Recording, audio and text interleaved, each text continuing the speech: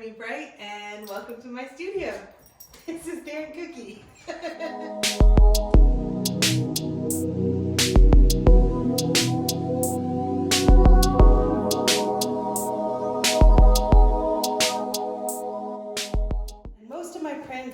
Most of my work starts off as little drawings or notes in my notebook like this.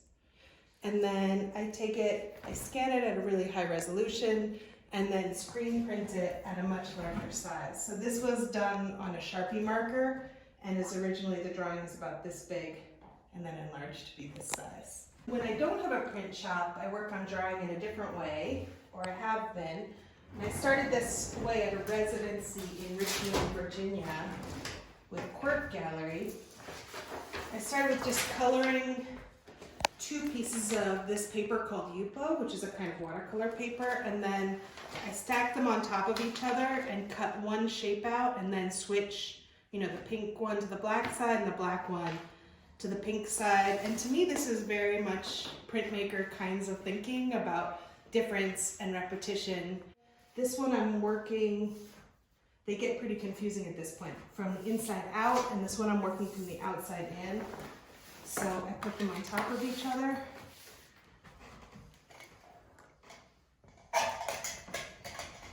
With my X-Acto, I look for a part that's maybe less interesting or dynamic right now. I hold it down. I'm cutting the same shape. Have these two circles and two holes, and then each gets its edge colored. I mean, these are really elaborate inlay pieces. This one came from here, and all the lines line up, but it's gonna go here. And again, this is about,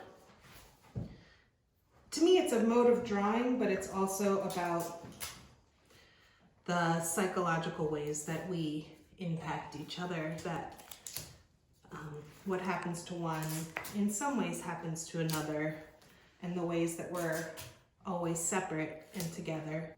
I almost always use text with my pieces, and these ones the text comes a lot slower with, but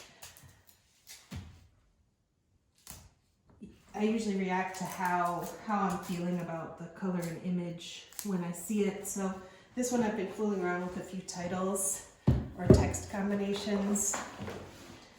I've been thinking